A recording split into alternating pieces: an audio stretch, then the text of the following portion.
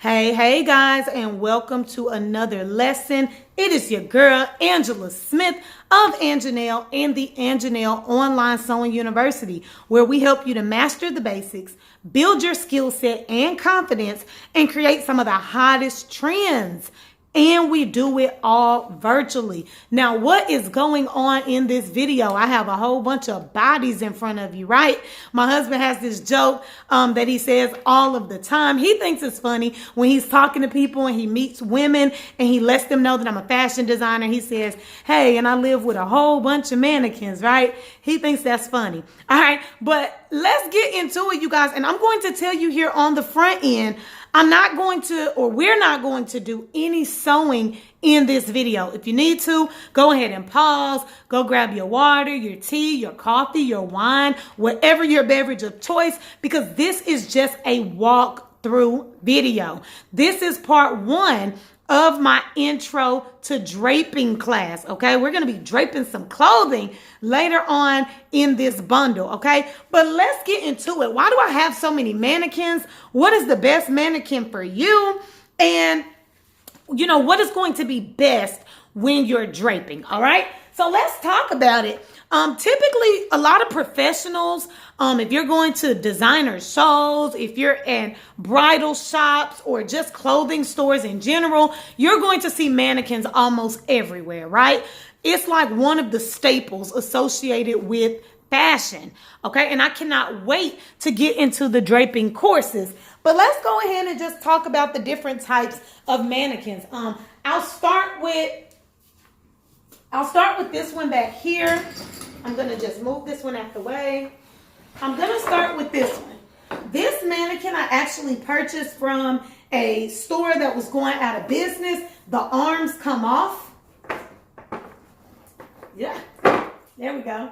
The arms come off. As you can see, this one is bent. It also came with short arms, like literally for short sleeved garments.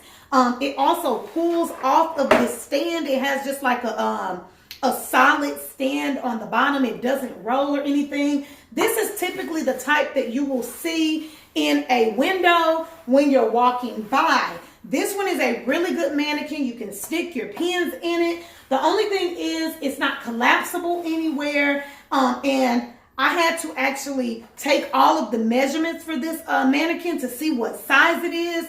It is always better if the size is on the mannequin, even though they are commercial sizes, okay? Just because it says a size 12 does not mean it'll fit the standard size 12, okay? That's one of the things that I kind of hate about the sizing charts is that they're all different. Like, I know you guys know what I'm talking about. If you shop somewhere and then you could fit a size 5 in one store, but then you go to another store and you have to put on a size 9, 10, right? And you're like, what the heck is going on? It's because of the different sizing charts. And a lot of like the higher end clothing brands, their size 12 might really be a size 6 or a size 7, okay? So keep that in mind. So I really like this mannequin. It does swivel very, very easily. We're going to talk about some of the markings that you see. I'll turn it around to the back. You'll see that there's a seam going directly down the center. This is your center back, okay? There's also some faint lines in here that you really can't see. They're seams, but those seams were strategic. It's to really prevent you from having to do so many measurements, okay? Also, you see a seam here in the sides. This is your side seam, right? And it's going to all make sense when we start draping. There's even some lines in this mannequin that I don't have in my other mannequins because this mannequin has legs. As you can see, they're partial legs, but she has legs. But they have lines here in case you were making, let's say, bikinis. Let's say you were making a one-piece swimsuit, right? Let's say you were making underwear. It would not be uncommon for you to be able to drape that and you have all of your lines already there, okay? So I'm just going to slide her aside. And we're going to get into this one. I have this one down here. You probably couldn't even see it. Where's the other half of this mannequin? Well, guys, I'm going to tell you, it broke.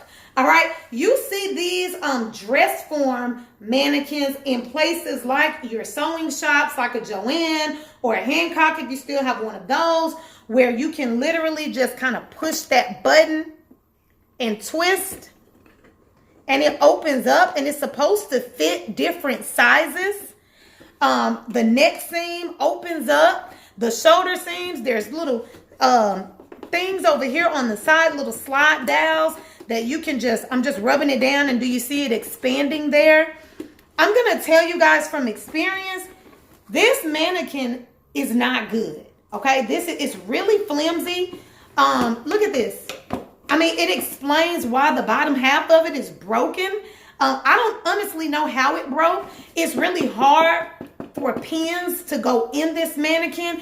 And these are typically on sale for about $100. Save your $100, okay? Pay a little bit more and get you a good quality mannequin, okay? I'm telling you, this is almost 10 years of experience. This mannequin is not good, all right? We're just going to toss her over here. All right, so let's keep going. I have my little baby right here. The child size mannequin. I actually have two of them. I can show y'all these at the same time. These two mannequins, if you notice, they don't have any seams on them anywhere. Outside of the side seam, there's no seams. None in the front, none in the center back. This is not a mannequin that you will do any draping on. You can, because typically child size mannequins, you know, children, really small children like this, they don't really have a bust. They don't really have a lot on their backside. They don't really have hips. So you can still drape like basic patterns on your mannequins. But if you're looking for something really, really detailed, you actually want those lines and those markings. These mannequins right here are typically just used for display, okay? So you would see these in a JCPenney or Dillard's somewhere in the window, in the kids section, just with clothing on them. And that's pretty much it, okay? You can do basic draping again, but nothing really, really detailed, okay? And you'll see that when we get into draping. Then I'm going to show you, I'm trying to move them around, y'all. If you've been following my tutorials, you'll know that I've actually been running out of space in my design room. So now I'm taking over the living room and, you know, just heavily thinking about getting like maybe an office space or a studio or something in the future. All right, let's get into this mannequin right here. I'm not sure, honestly, where I purchased these, you guys. I purchased a lot of these mannequins just over time. I don't remember if this one was maybe also like a going out of business, but I got this one after having this one. This one was my very first mannequin right here, the size 12. This one was ordered through my fashion school, okay? I have seen these online. I've seen these on Amazon. I'll get into her last. But I purchased the mannequin because, for one, if you look at the side of this one, she has a really large bust. The more I was designing for clients that were a little bit bustier, I thought it would be a good idea for me to get a mannequin that kind of caters to my clients, okay? Let me take this off. I know y'all are thinking, the mannequin is pregnant. This is an attachment that I purchased. It is a pregnant belly. I had a few clients that I've designed for that were pregnant. You want to make sure that you go around that belly just nice and comfortable. So I purchased this attachment. It's really, really basic. It just Velcros at the back. So you put it around your mannequin and you just Velcro it. Okay. So there's a lot of attachments. And as you can see with that first mannequin, there's detachments with some of your mannequins. So, you know, make sure you read the details and you know what you're getting. With this mannequin, she had the larger bust. As you can see, she doesn't have any legs, but she has all of the markings. And I want to get closer so that you guys can really see what I'm talking about when I say markings, okay? As you can see, there's a line going down her center bust, okay? We're all adults here. This right here in the middle where this line and this line crosses, that would be her nipple. Okay, let me bring it up higher for you guys. There you go. Look at how detailed that is. I mean, if we can just stand back and really just look at the art here. This is your center front. Okay, I have a little hole in there, y'all. Just a little wear and tear. This is your center neck. You have lines here. I mean, it's really detailed. If you wanted like a really detailed top, like a corset, this would be perfect because you have all of your markings in here. You can make it detailed. If you wanted to color block the patterns, like this part of the bust and this part are different colors, you can literally do that. And I love that. All the way down through the waistline. You have, now over here it's a little bit different because your side seam would technically be here. But instead, they have a seam here and they have a seam here, okay? So you have to know really just the difference so that you can best make your garments and serve your clients. But I still really love this. You also notice that the arm just kind of runs directly into the side seam as well. So you have to be mindful of that. I love the back of the mannequin because the back of your head, when you think about your body, the neck is a little bit taller in the back. We have, and when you make your patterns, if you notice your front and back pattern, your back pattern comes up a little bit higher. It has the center back going all the way down. And that's it on that mannequin. Now, let me show you the mannequin. I'm going to sit this back down.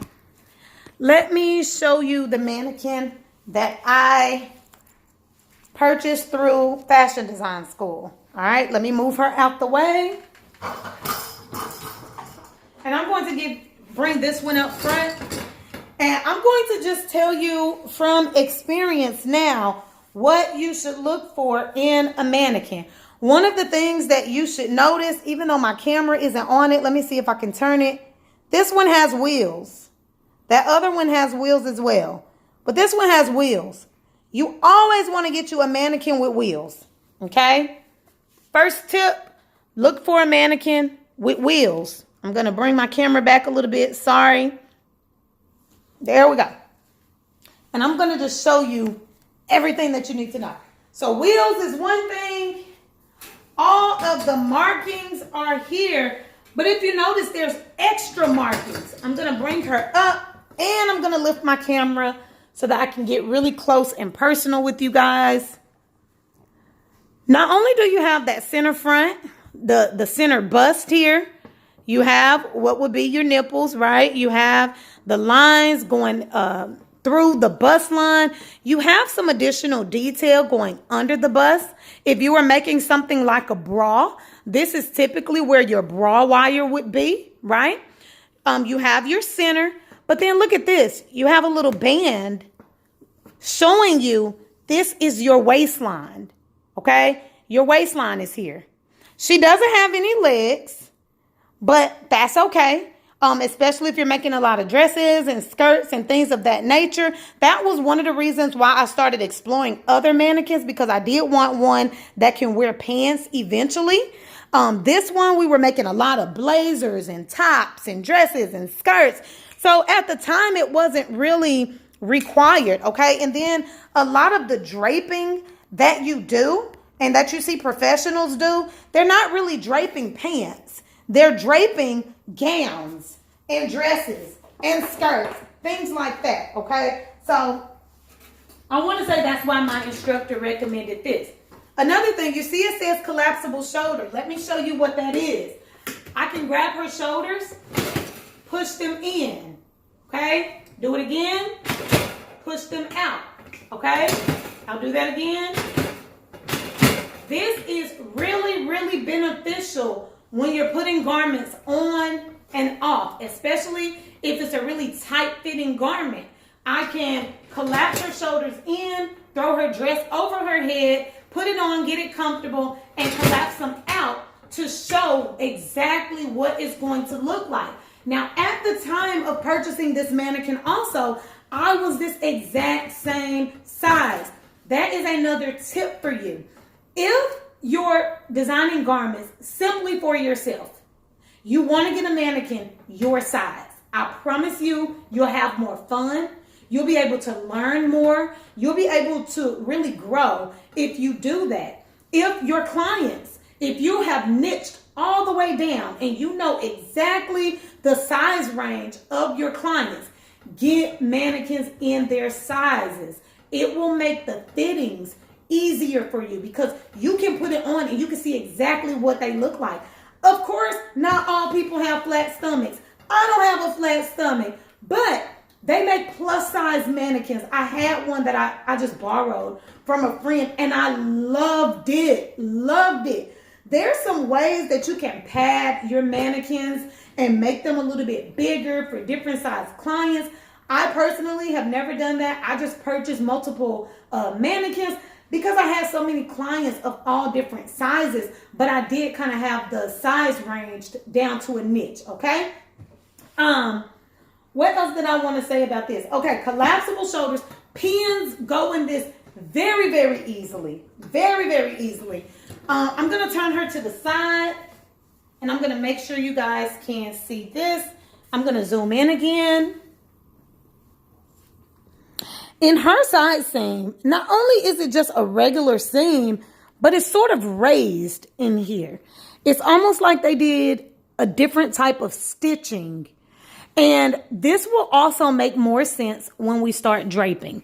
When we drape the garment, you'll be able to just kind of feel exactly where your side seam is and you can line that up, okay? So I love everything about this mannequin. Again, if you're making something really detailed like a corset, you'll be able to just literally cut out pieces. It's like a puzzle.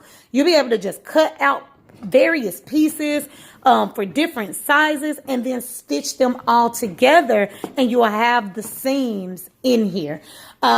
Same thing with the bottom. I don't have to get really heavy into that. The back is the exact same way. You see all of your seams in here. The neck goes up a little bit higher. You have your seam in the back. Now, I'm going to be completely honest with you. I have no idea what this cage right here was for. I have no idea. Now, you can see the springs here where you can raise your mannequin up and you can let it back down for height purposes. But as far as the cage itself, I have no idea what that was for, okay? I'm just going to keep it all the way 100 with you. I have no idea. But this is going to be my preference, you guys. You want something with various markings on it already, very, very detailed. You want the waistline identified. You want the sides identified. Another thing, if it's for you, because like what I said earlier, just because it says a size 12 does not mean it will fit you. Check the description before purchasing your mannequin. You have your measurements. You should have already taken those in one of my very first courses. Take your measurements. See what it says the waistline is. And if you have to go up, oh well, you just have to go up. But it's for you. So you want to make sure the mannequin can fit you. I cannot stress that enough. Collapsible shoulders. Again, this was a lifesaver for me when I first started draping clothing. And you want to have wheels. You want that mannequin to be able to move around. You want it to slide around.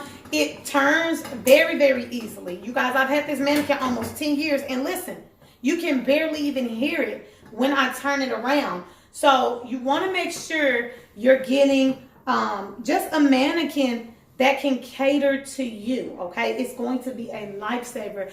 And I cannot wait to get into our draping class. So I'm going to just leave you with that. For your very first mannequin, get something as similar to this as possible. If you're pregnant, these pregnant bellies don't cost much at all. They're about 20 bucks online. Then start exploring other mannequins like what I did.